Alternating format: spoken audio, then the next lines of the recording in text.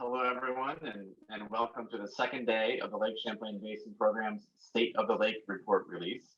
Today, we are taking a deeper dive into the clean water and healthy ecosystems sections of the new State of the Lake report that we issued yesterday. Please be aware that this webinar is being recorded today and will be available for viewing from the Basin Program's website.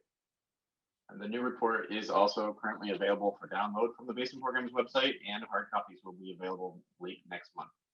Ryan, can you drop a link into the chat for folks to access the report, and also a link in the chat for the sign up for folks to use to receive hard copies, so that you can include your address and your contact information and indicate the number of hard copies that you would like when they're available, and we'll get them to you one way or another. A French translated version of the report also will be available on the website next month.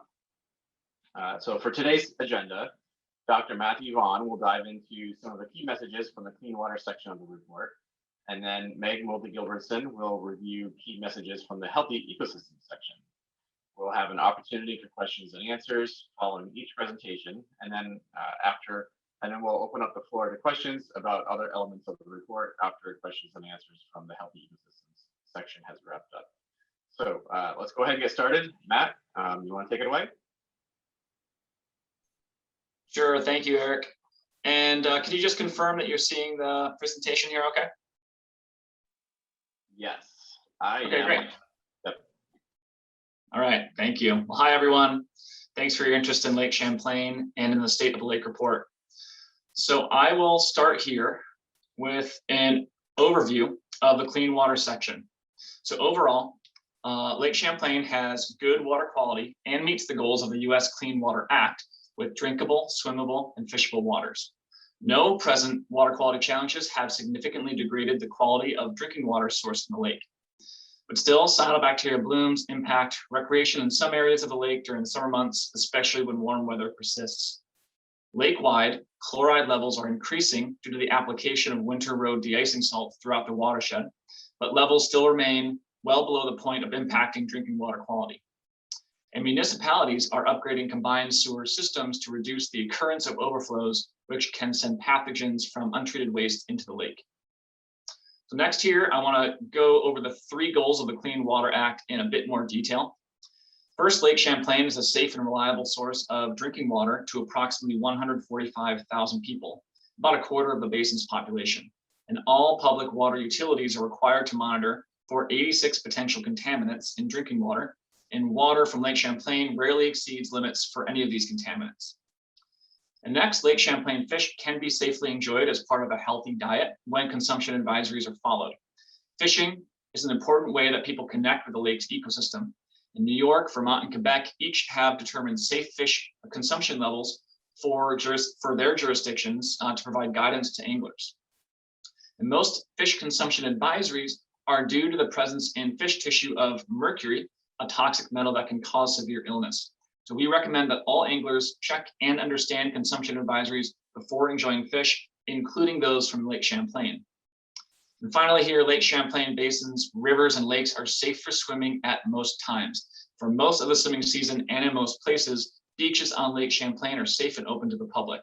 And when a beach is closed for health concerns, it's usually a result of a cyanobacteria bloom or due to elevated levels of coliform bacteria. And in this version of the State of the Lake report, we have improved our interpretation of public beach status data, which we hope will explain the frequency and reason for closures at several popular Lake Champlain beaches. So in the report, the public beach status graphic is shown in 2 parts, but here I'm going to break it up into 2 pieces to explain. So this graph shows daily beach status reports for 17 reporting public beaches on the lake over the 2018 to 2020 time period. When you look at a single day, you're seeing how many beaches were open or closed on that date for 3 years combined. So for example, all of these beaches were open on June 1st for all 3 years. That's why you're seeing the blue over June 1st here. However, on August 1st, there were 47 open beach days on this date. That's why you're seeing the blue up top here. And there were 4 closure days over the 3-year time period. 3 for cyanobacteria blooms, shown in green, and 1 for elevated coliform bacteria levels, shown in mustard yellow here. So when considered together, the beaches included here were open for swimming about 97% of the time from Memorial Day to Labor Day over the 2018 to 2020 time period. Cyanobacteria blooms cause closures about 2% of these days, and coliform bacteria cause closures less than 1% of these days. Now note again that this includes 17 beaches where data was available out of 54 public beaches on the lake. And the next part of this graphic dives a bit deeper into the same beach status data and gives you information on all of the 17 reporting beaches, again from Memorial Day to Labor Day in 2018 to 2020. Here you can see when beaches were open during the 3-year time period, when they were closed, and why. So beaches are shown horizontally by row, and different years are shown vertically by column. And again, the status is shown by color: blue for open, green for cyanobacteria closures, and the mustard yellow for coliform bacteria closures. So for example, you can see that Charlottetown Beach, number 5 here, was open every day during this 3-year time period, while St. Albans Bay Park at the bottom here was the most impacted beach and was open about 88% of this time. And the closures were due to cyanobacteria blooms. A map alongside the figure orients you so you can see where these beaches are located on the lake. So we hope this new interpretation will provide context for lake users. The take-home message here is that our beaches are often open, but challenges remain and vary from place to place.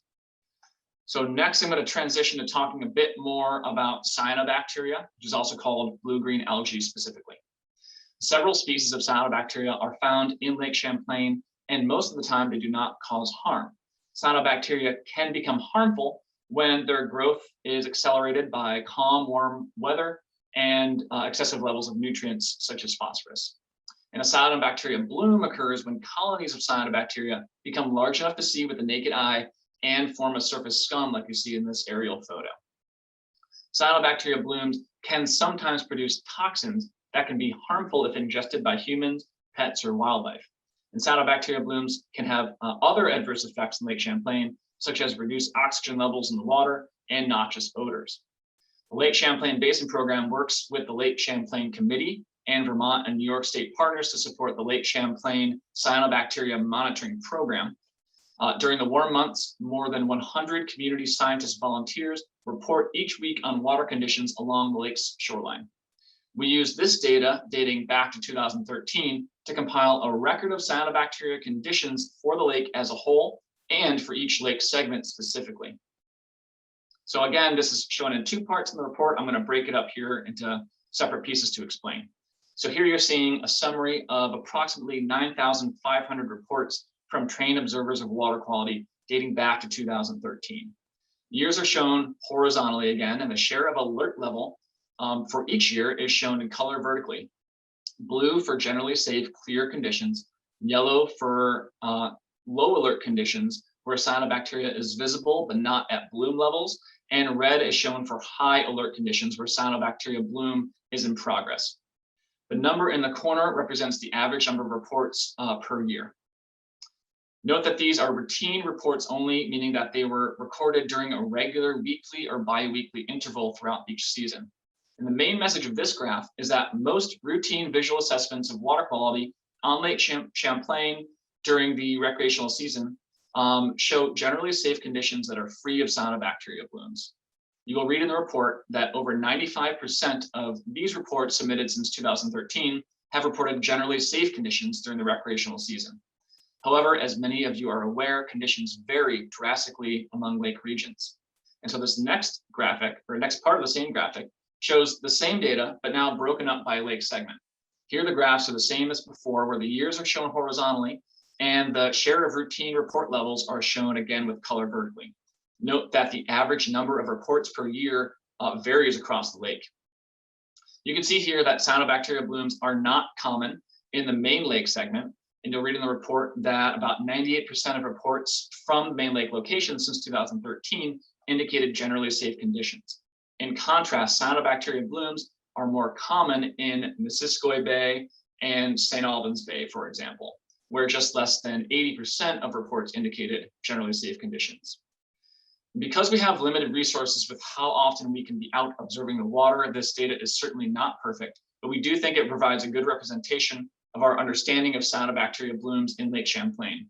And in addition to the Lake Champlain Cyanobacteria Monitoring Program that collected this data, partners in the basin are pushing the envelope to inform our understanding and management of cyanobacteria blooms. So for example, the University of Vermont will use drones to determine the extent of cyanobacteria blooms and satellite images to study the distribution and severity of blooms across the lake. The Lake Champlain Basin Program and our partners are working to address the root cause of cyanobacteria blooms in Lake Champlain by working to limit the levels of nutrients available for their growth. Phosphorus in particular is a key nutrient driving cyanobacteria blooms. And since the beginning of the industrial era, human activities have rapidly increased the rate of nitrogen and phosphorus delivery to Lake Champlain and to thousands of water bodies around the world, with profound effects on freshwater systems almost everywhere. For every square mile on the surface of Lake Champlain, 18 square miles of land in the Lake Champlain Basin deliver water, sediment, nutrients, and other potential pollutants to the lake. For the Great Lakes, this ratio is much lower. There is only about a 1.5 to 3.5 times as much land as lake surface area in those basins. Most nutrients come from sources on the land, so the relatively high land to lake area ratio for Lake Champlain creates a challenge in limiting nutrient pollution. Because other nutrients are generally plentiful in Lake Champlain, phosphorus is often the nutrient that limits the growth of cyanobacteria. So in order to reduce the occurrence and persistence of cyanobacteria blooms, lake managers have set targeted limits on phosphorus concentrations for each segment of the lake and work to reduce the loading of phosphorus to the lake from tributaries. So this next graphic might look familiar to you if you've seen earlier versions of the State of the Lake report. Here we show phosphorus data in Lake Champlain from the long-term monitoring program. It's a flagship project that the Lake Champlain Basin Program has supported since 1990 in partnership with New York and Vermont Departments of Environmental Conservation.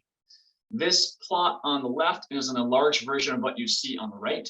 So you can see years from 1990 to 2020 shown horizontally, and the annual average phosphorus concentration for that segment shown vertically. Now, each lake segment has a different water quality goal for phosphorus, which is shown with the horizontal dotted lines, and the number of that limit shown here in micrograms per liter. Levels are shown in blue if they're below this limit, and red for the portions that are above this limit. And you can see annual levels for all the segments shown next to this map on the right. The main takeaway here is that many lake segments have phosphorus concentrations that are often near or below targeted limits. And that's why you're seeing mostly blue in graphs for the Isle Lamont segment, Cumberland Bay, Main Lake, Port Henry, Shelburne Bay, Burlington Bay, and Mallett's Bay, which together make up about 82% of Lake Champlain's total volume. However, phosphorus concentrations in Lake Champlain's shallow bays, the northeast arm, and parts of the South Lake are often above these limits. That's why you're seeing the red in plots for Missisquoi Bay, St. Albans Bay, and the South Lake A segment. So another main takeaway from this is that from 1990 to 2020, most segments have not shown long-term changes in phosphorus concentration, though we have seen a slightly increasing trend over this time period in the northeast arm segment. And if you look closely, you may notice that phosphorus concentrations have been relatively lower in some of these segments in the past few years. That's encouraging, and we're going to continue to monitor to see if these decreases continue. So now that we've looked at this important data on the lake itself, we're going to shift our view upstream and into the watershed. And our rivers are pathways for water, sediment, and nutrients to move into Lake Champlain. And each year, the lake's tributaries deliver more than 2 trillion gallons of water and about 921 metric tons, or about 2 million pounds of phosphorus. Similar to the goals we just looked at for in-lake phosphorus concentrations, we also have goals for how much phosphorus should be delivered annually to each lake segment. So these graphs compare measured tributary phosphorus loading to the established water quality goals we have for each segment. And here we're highlighting 3 of the 13 lake segments: the Main Lake, Cumberland Bay, and Missisquoi Bay. You will see years again starting in 1990 horizontally and a point for each year. So points that fall on each dotted line here indicate that measured phosphorus loading was on track with the loading limit for that segment. Points that are above that dotted line in the red region were above the loading limit for that segment, and points in the blue region were below the limit for each segment. So for example, in 1999, phosphorus loading to the main lake was right on track with the limit for that segment, so that's good news. In contrast, in 2011, when the Lake Champlain Basin experienced historic flooding that delivered huge amounts of water and nutrients to the lake, loading was closer to 5 times greater than the limit for this segment. The lowest phosphorus loading to the main lake segment on record was in 1995, when rivers delivered approximately 63% of the targeted limit. And there are 2 main takeaways here. The first is that phosphorus loading to Lake Champlain varies greatly from year to year. Annual phosphorus delivery to Lake Champlain depends on the amount of snow, rain, and runoff from the watershed, and this variability makes reducing phosphorus loading more difficult. So while management practices may help to reduce inputs, the increasingly intense rainstorms associated with climate change may release more phosphorus, possibly canceling out some of the gains made through pollution reduction efforts. And the second main takeaway is that phosphorus loading needs to be reduced overall to consistently meet water quality goals. So this is clear in the third plot you see here for Missisquoi Bay, where each year estimated loading is higher than the established limit. Many efforts are underway to reduce phosphorus loading and to ultimately reduce phosphorus concentrations in Lake Champlain. So for the first time in this version of the State of the Lake report, we have included a graphic that demonstrates the impact of winter road de-icing salts on Lake Champlain chemistry. De-icing salts applied to road surfaces during the winter contain chloride, which is a form of chlorine. Table salt, for example, is sodium chloride. So if you drop table salt in a glass of water, you will increase that water's chloride concentration. And the same thing happens to Lake Champlain when road salt is applied in the winter, is transported to the lake throughout the entire year by snowmelt, rain runoff, and by groundwater inputs to rivers and streams. This makes rivers and lakes saltier, a process known as salinization. Recent human-caused salinization of freshwater systems has been found throughout the Lake Champlain region and throughout the world. And negative effects of low and high level salinization can impact all levels of an ecosystem, including primary producers, zooplankton, macroinvertebrates, amphibians, and fish communities. So this next graph shows chloride concentrations in Lake Champlain, again from long-term monitoring program data collected since 1990. There are 2 lines here. The light blue line is for shallower sites grouped together, and the dark blue line is for deeper sites, again grouped together. Years are shown horizontally, and the points and lines represent the annual average chloride concentration in milligrams per liter. There are 2 main takeaways from this graph. First, chloride concentrations in Lake Champlain are changing. We indicated on the graph where trends have reversed from from increasing in roughly the first decade of monitoring to decreasing in roughly the second decade of monitoring, and then steadily increasing again during the past decade. And these trends are driven by long-term changes and recent increases in chloride loading from nearly all of Lake Champlain Basin's rivers. For example, the Winooski River alone delivered roughly 20,000 metric tons or 44 million pounds of chloride per year in the early 1990s, but in recent years it delivered approximately twice that amount annually. The second main point here is that although chloride levels are rising recently, they remain well below established benchmark levels for drinking water quality and aquatic life toxicity, which are over 200 milligrams per liter, more than 10 times greater than what we see here in Lake Champlain. The Lake Champlain Basin Program partners and public works departments across the basin are taking initiatives to safely reduce winter de-icing salt application and to educate individuals and property managers on best de-icing practices to reduce the impact of Lake Champlain, reduce the impact of de-icing salts on Lake Champlain and other water bodies. Reducing the amount of de-icing salt applied in the watershed to parking lots and roadways should reduce the amount of chloride we measure in Lake Champlain. So that is what I have time to share today. But if you have specific questions on the graphs I've shown or other graphics in the report, we'd be happy to answer them now. Excellent. Thank you, Matt. So those of you who are participants or attendees, you may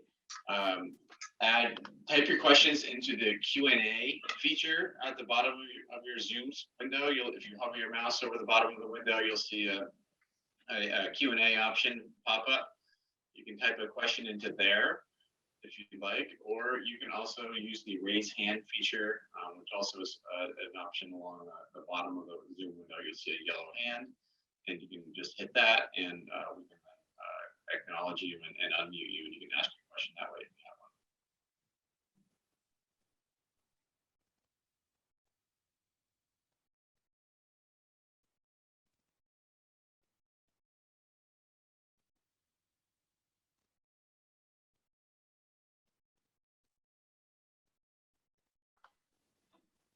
All right, we have a question from Mary Jo Feuerbach at EPA Region 1. Are there areas in the basin where chloride loadings are much higher than others and should be a focus for reduction? Matt, do you have a response for that? I do, yeah. Thanks for that question, Mary Jo. It's a good one, and that's it's one of the approaches we take with other pollutants like phosphorus, where we know the levels really differ from segment to segment. For chloride, the really remarkable thing is that we're seeing the lake-wide trends are remarkably similar. So we're seeing very similar trends in all of our lake segments and similar levels even. So that's an indication that chloride is relatively well mixed throughout Lake Champlain in its entirety. What we do see is differences in chloride loading from our rivers. So that will be an indication for where reduction efforts could be focused. So we have those analyses in hand. It didn't make into the State of Lake report as kind of a high level takeaway. So we know that, for example, application of road salt is very, very high in the Adirondacks on the highways and on New York highways. And we know that, like I said, the Winooski River, the largest tributary to Lake Champlain, has had remarkable increases in chloride loading. So those are two examples of areas where we could focus efforts. Excellent. Thank you, Matt. Several more questions on chloride. We have one related to the methodology. There's interest in the methodology for measuring chloride, and then also a question about the upward trending chloride corresponding to increased use of salt brine. Sure. So the methodology has been the same since the beginning of the program, I believe, the long-term monitoring program since 1990. We have just updated the method so that it could be accredited in a few different ways, but this is the standard method, EPA approved methods done by the Vermont State Agricultural Lab. VAL is the acronym. So Vermont Agricultural Environmental Laboratory, I think is what it stands for. So this has been EPA approved methods. I believe it's a latchet method up until recently. If you want to know the EPA method number, I'd be happy to share that with you. I hope that answers your question on that. I don't have that one memorized, although I should. I was writing about it yesterday, but I'd be happy to share if you'd like more detail on that specific method. I think that answers your question. And what was the other one, Eric, about salt brine? Yeah, is the upward trend in chloride, does that potentially correspond to increased use of salt brine? Oh, so we don't know. We don't have excellent data on salt application and relating that to what we're seeing in the lake. Although the use of salt brine actually reduces the amount of chloride applied to road surfaces. So that's actually one of the management practices that is helpful in reducing chloride. You can use, I think the number, it's a fraction of the amount of salt in a brine because the brine adheres to the full road surface rather than having individual grains that need to make contact and melt more of the surface area of the road. So Lake Champlain Basin Program has supported the use of brining, and we're actually in partnership with Washington County in the coming year to help to purchase a salt brine maker for Washington County road services. I'm not sure if we have anyone from Lake Champlain Sea Grant on, Eric, but they're partner of the basin program, and they've done a lot of work in this space. So I'm curious if if Chris or Breck have anything to add if they're on. Yeah, I don't see Chris. Okay. I don't see Breck on either. Okay, that's fine. Maybe if there's somebody else from Sea Grant that I'm missing, there's 60 participants, so I'm scanning very quickly. You can raise your hand Sure. and get acknowledged. Okay, one more question on chloride from Andrew Milliken, and then we'll get to one on phosphorus. So Andrew's asking if the increase in chloride relates to the increase in roads and impervious surfaces or any other changing practices. Yeah, that's a great question, Andrew, and it's one that it tracks. You could say it's presumably true, but it hasn't been studied specifically to my knowledge. We know that impervious surfaces have increased in several areas of the basin, and of course, winter road maintenance would require application of de-icing salts on those surfaces.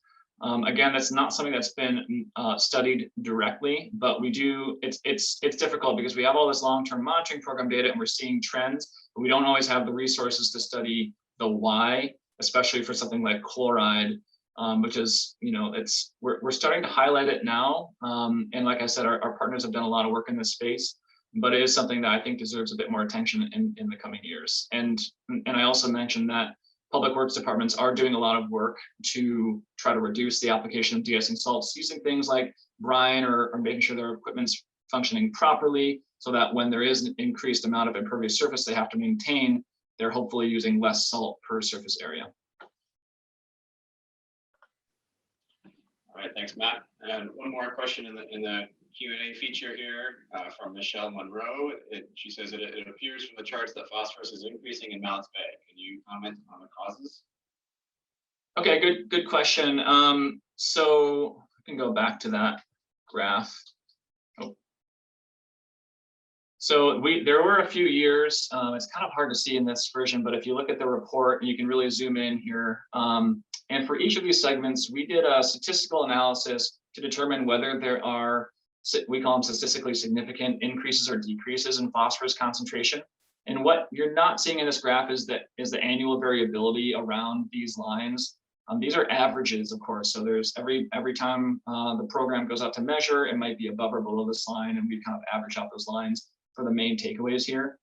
So overall for Mallett's Bay and for nearly every lake segment, there's actually no long-term significant trend in the phosphorus concentration. So that includes Mallett's Bay, but you are seeing a few recent years where the phosphorus concentration was the average concentration was a bit higher than the limit. So that is true.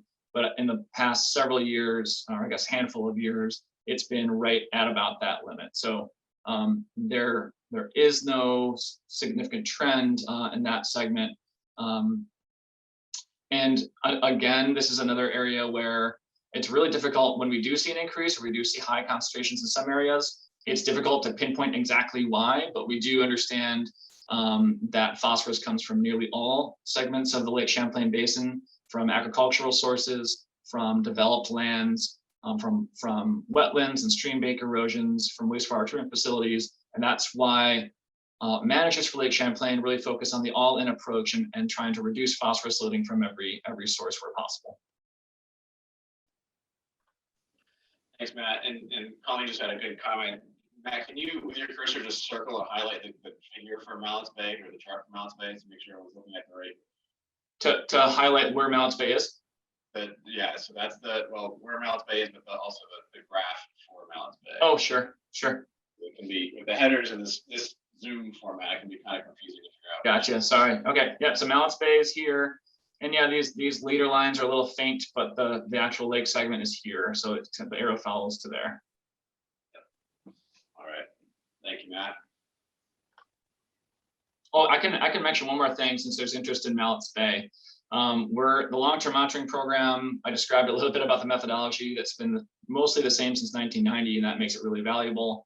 And we're going to keep moving forward with that methodology, but we're also going to be adding some 2 buoys to our network so that it will measure water quality and weather parameters in real time about every 15 minutes. So you'll be, hopefully by the end of the summer, and certainly by next year, you'll be able to go online and see what the water quality is like in Mallett's Bay and in the Lamoille River that drains to Mallett's Bay. So that's an exciting improvement we're working on. Yeah, that's an awesome upgrade for the monitoring program. There's lots of new information to work with for future reports. Okay, so it's 10:30, and I'd like to switch it over to Meg, and so she can share some highlights from the healthy ecosystem section. If there if any of you do still have questions for Matt on the clean water section, we'll have an opportunity at the end of the program this morning to go back to that and any other questions about the report or the lake. Meg?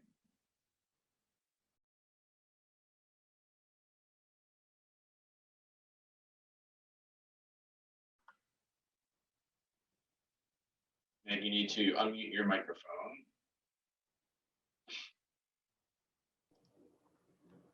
It looks like your screen share is working. All right.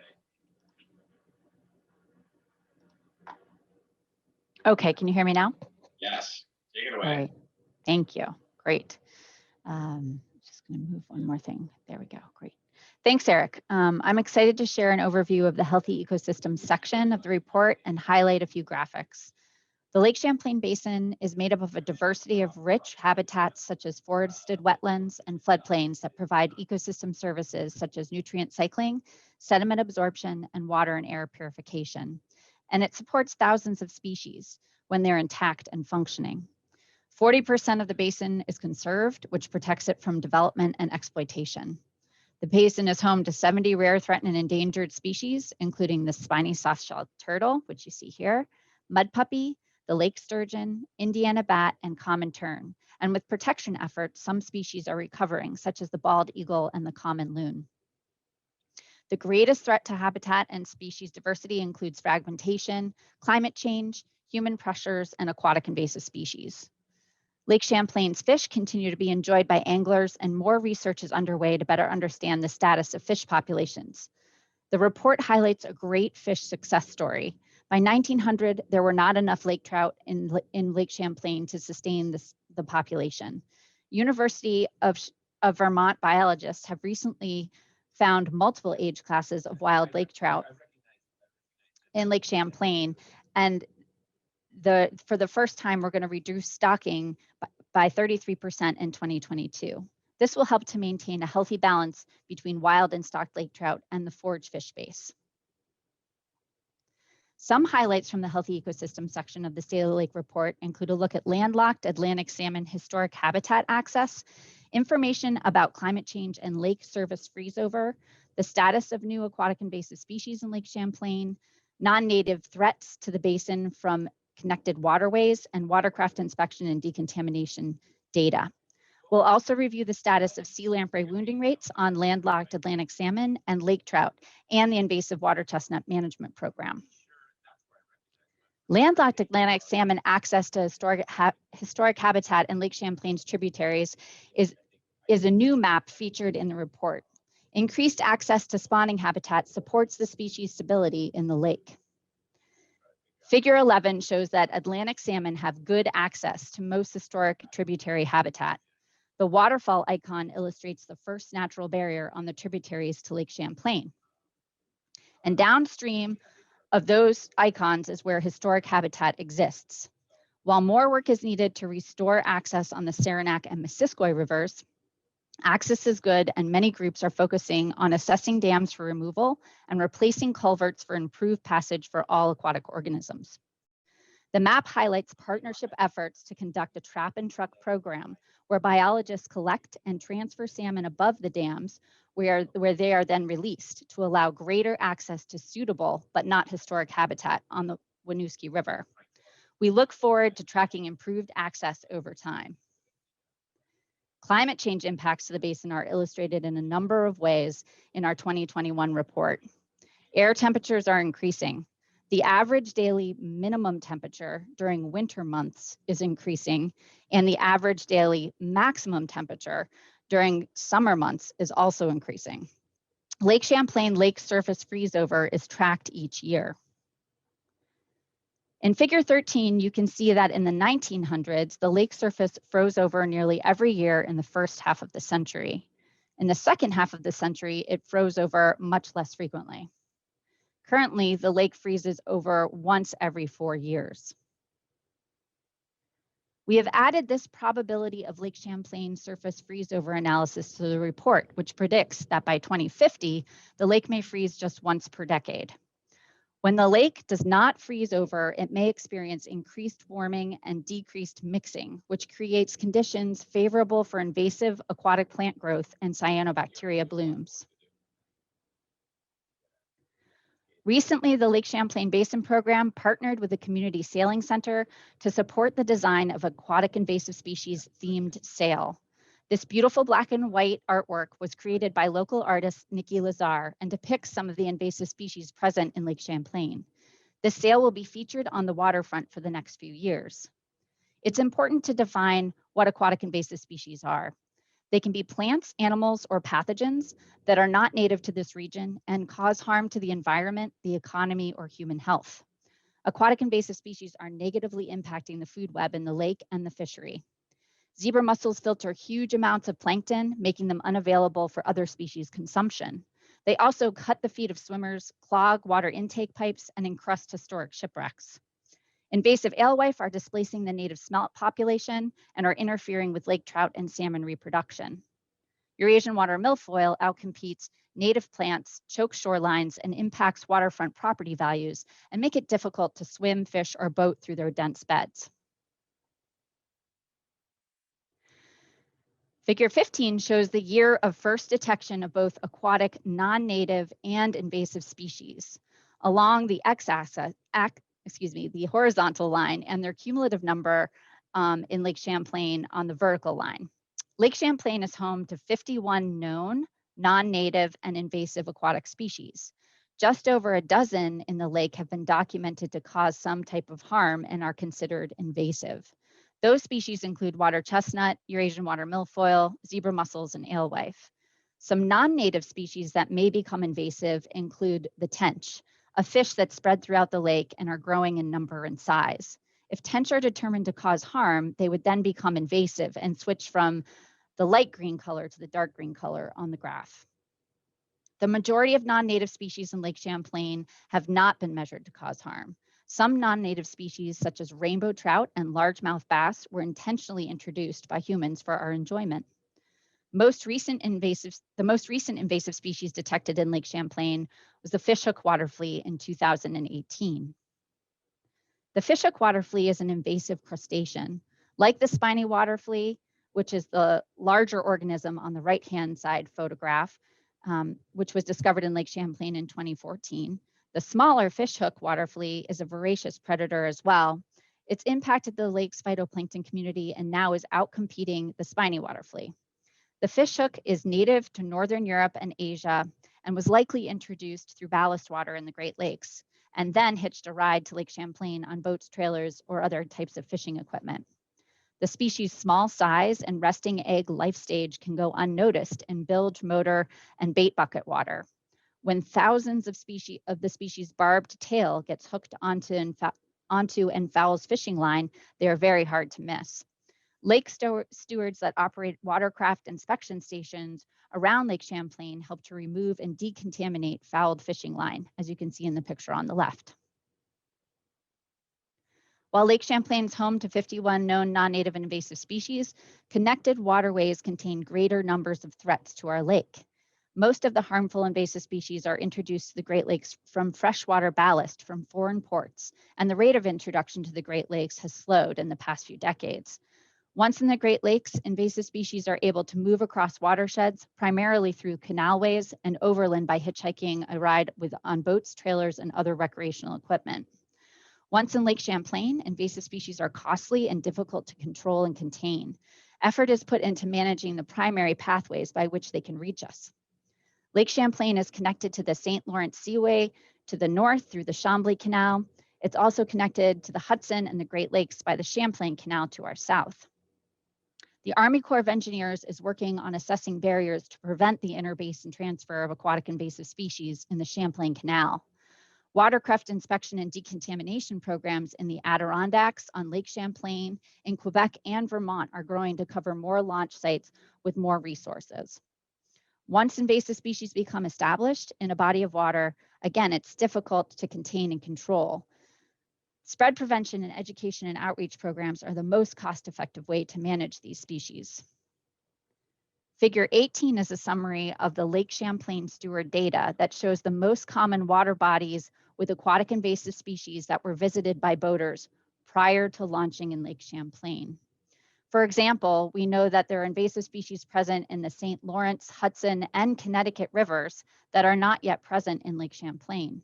Species like hydrilla and round goby, as well as the quagga mussel, are getting closer to the watershed's doorstep. Early detection and rapid response efforts to new detections are critical and depend on citizen science programs and agency preparedness. Luckily, the Lake Champlain Basin has an aquatic invasive species rapid response task force ready to respond to new infestations. Boat launch stewards on Lake Champlain are trained to inspect boats and trailers and look for aquatic plants, mud on anchors and ropes, and water remaining in bilge motors and live wells. They operate high pressure, hot water decontamination units to spray off, flush out, and kill aquatic organisms from high risk watercraft. In the past few years, stewards have intercepted hydrilla and quagga mussels off of watercraft launching into Lake Champlain, and most commonly remove zebra mussels, Eurasian water milfoil, and fishhook and spiny water fleas from watercraft headed to uninvaded waters in the region. The great news is that 75% of the lakes in the Adirondacks and 80% of the lakes in Vermont are free of aquatic invasive species. Another popular topic to cover in the State of the Lake report is sea lamprey wounding rate.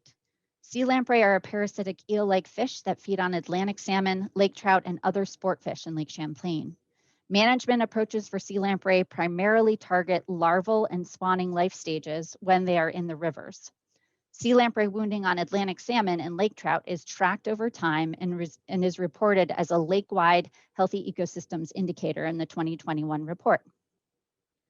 Sea lamprey wounding rate on lake trout fluctuate and recently have been well above the goal of 25 wounds per 100 fish.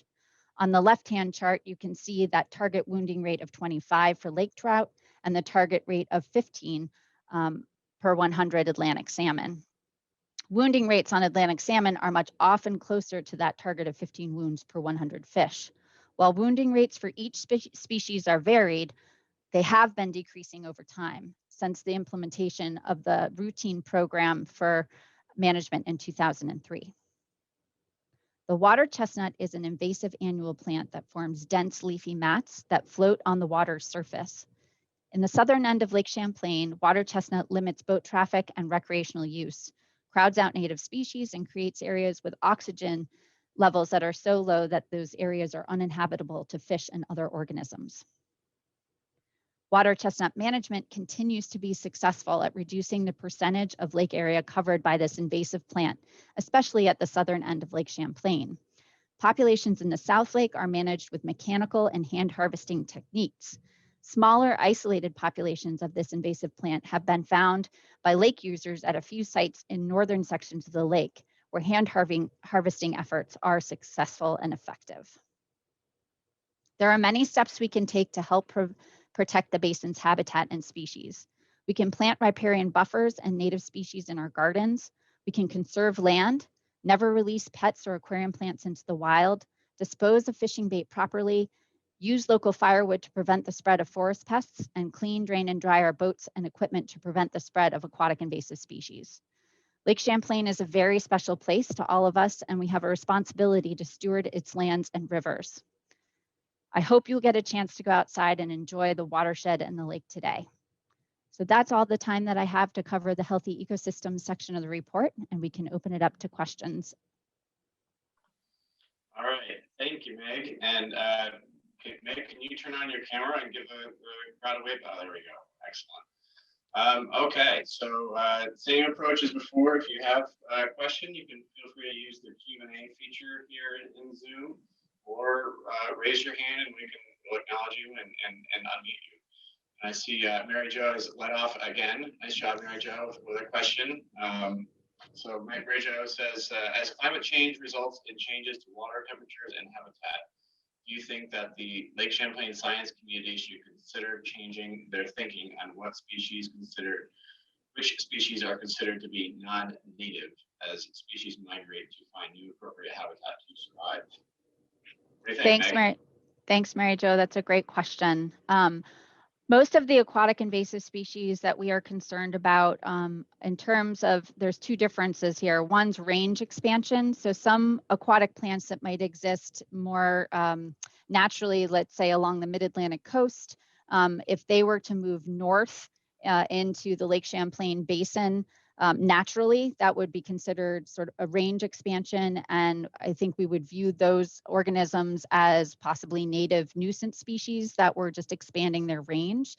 But the invasive species, we are specific that they're not native to this region, meaning that they're usually crossing watershed boundaries and sometimes continental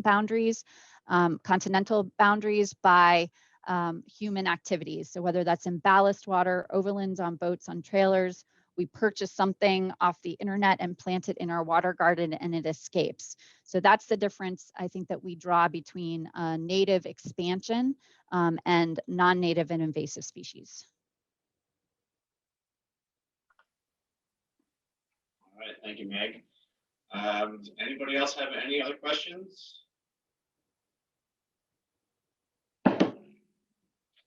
While folks are thinking, Meg, what do you think about water chestnut management and mechanical harvesting? Will we ever get to the point where we don't need to invest in mechanical harvesting anymore? It's a great question, Eric. That's the goal. We are looking at long-term management of water chestnut in Lake Champlain. We've been at it for decades. There's been quite a group of partners from the state of Vermont, the state of New York. We even have Quebec partners, U.S. Fish and Wildlife Service, and the Army Corps of Engineers involved in helping to pay for and support with staff time and efforts and equipment in removing water chestnut from Lake Champlain. In the southern end of the lake, we have the densest mats of water chestnut that we are removing mechanically. When the population is greater than 25% surface cover on the lake, that's when it makes sense where the water is deep enough to mechanically harvest those spoils and offload them to a composting site on land. But when we have smaller populations that are more spread out or in shallower waters, we use kayaks and canoes to get in and hand harvest them. If we're able to maintain our efforts at managing the mechanical harvesting in the South Lake, we hope that in another decade's time, we might be able to stop the mechanical harvesting and switch over to just hand harvesting. The challenge there is that the water chestnut nutlets, when they fall to the lake bed, may be viable in the sediment for up to 10 years, sometimes up to 13 years. So we need to be vigilant and continue to harvest these plants, but we are pushing the population further and further south in Lake Champlain. Excellent, thank you, Meg. And we did have a few more questions and comments pop up in the Q&A forum here. Mario Paula from EPA Region 2 asked Meg if you can briefly discuss the Vessel Incident Discharge Act effort with the Great Lakes. We have a couple more questions as well. Thanks, Mario. Yeah, so the Vessel Incidental Discharge Act passed in December of 2018, and it created the Great Lakes and Lake Champlain Invasive Species Program. That program is authorized at $50 million annually. It has been appropriated $0 to date, but the partners within Great Lakes EPA and EPA Regions 1 and 2 in the Basin Program have been collaborating over the last few years to share our knowledge, to learn from each other. And currently underway, we are supporting with Lake Champlain Sea Grant a graduate student to populate the Lake Champlain component of the Great Lakes Invasive Species Information System, which will document when non-native and invasive species were first detected, what kinds of impacts they have, and it can help to generate risk assessments that were developed by the U.S. Fish and Wildlife Service, as well as create watch lists for species that we should be the most concerned about causing harm to our environment. And we likely will have a lot of overlap with organisms in the Great Lakes, but that's a piece that we have been missing in Lake Champlain. So we're really excited about that initiative. All right, thank you, Meg. We have a question about the state of the common fish, bullhead and northern pike, and others. And I'll just briefly respond to that. This is something that the Basin Program does not track that closely. We work, of closely with our fisheries managers partners, both with U.S. Fish and Wildlife Service and with Vermont DEC and New York Fish and Wildlife Department, and also colleagues up in Quebec as well. Meg, if you have something you'd like to share, go ahead. Otherwise, I might pull in Andrew Milliken from U.S. Fish and Wildlife Service or Margaret Murphy from Vermont Fish and Wildlife Department. Let's pull them in. Ryan, can you promote Andrew and Margaret if they're able to provide some thoughts on that?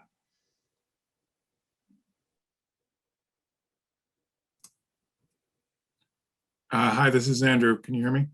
Yes, thanks, Andrew. For the species that were referenced, I would actually makes more sense for Margaret to answer that question. Those are species that are typically managed by the state agencies. Okay, and I see Margaret is on. Margaret, I am on, thank you.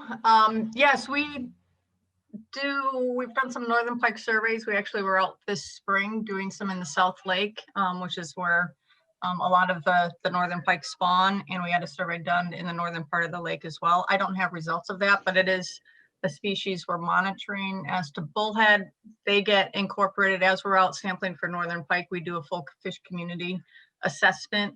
Again, we try to do that on a rotating basis every few years, so it's not an annual monitoring. But from initial reports, I think both of those species, both northern pike and bullhead, are healthy populations, and we're not concerned about them at this point. Thank you, Margaret and Andrew, for the phone a friend tool we use here. We also have a question back to Meg. We have a question from I imagine this is Elizabeth Lee from the Maritime Museum. She asks if you can talk more about the status of the potential hydrological separation of the canals. Yeah, thanks for the question. So really for 3 decades now, there have been interest in looking at the interbasin transfer of aquatic invasive species between the Hudson and the Champlain drainages. And of course, we are connected to the Great Lakes through the Erie Canal as well. So we've initiated partnerships with the New York State Canal Corporation, then the Thruway Authority, now the New York State Power Authority, Sea Grants, the state agencies, U.S. Fish and Wildlife Service, and we have been working to look at hydrologic separation on the Champlain Canal. So the Army Corps of Engineers is working on 3 different alternative designs right now, which would either be implemented at Lock 9 or just south of Lock 9 to help recreational traffic continue to move through the system, but would prevent aquatic organisms from moving through the system. So if you ask what that might look like, some options include a berm, which would separate physically the 2 watersheds at the height of the Champlain Canal, where boats would be lifted up and over, traveling both north and southbound, and be sprayed down and decontaminated upon that transit, or installing certain types of boat lifts at Lock 9, where boats similarly would be lifted and sprayed down and put in on the other side to prevent that spread of invasive species between the 2 basins. Recently, our efforts have been complemented by Governor Cuomo's efforts for Reimagine the Canal in New York State, where there are additional efforts and resources looking at flood mitigation, enhancing local communities along the Erie Canal, and addressing aquatic invasive species transfer, because there are great concerns about organisms such as hydrilla, the snakehead, and Asian carp in moving through that Erie Canal system. All right, thank you, Meg. I don't see any other questions in the Q&A. And I don't see any raised hands. If folks, we can, at this point, we can open up to anything general, any of the other section questions in the other sections of the report as well, or other general questions about the lake. Please feel free to go ahead and ask. Lori Fisher just added a question. She's asking for Lori from the Lake Champlain Committee. Is asking if you can provide more details on the time frame for implementation on I can let you know when the report for the alternative analysis is supposed to be available in the next 6 months. Once an alternative is recommended, it needs to be vetted with all of the partners. We need to obtain some buy-in, and then a full design would have to be conducted. And that would likely take a few years before that full design of a selected alternative could be ready to go.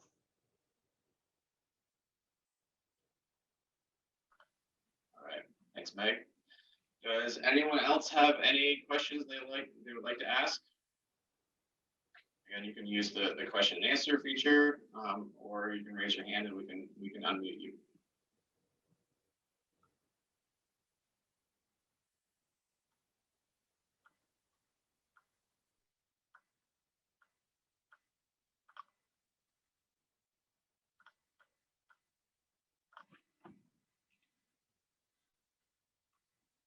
All right, going once, twice, last chance. All right. Well, that will wrap up our virtual presentations for the new State of the Lake report. Again, if you or your group are interested in additional presentations, please connect with our office to schedule a presentation. We'd be happy to find a time that works for you and your group.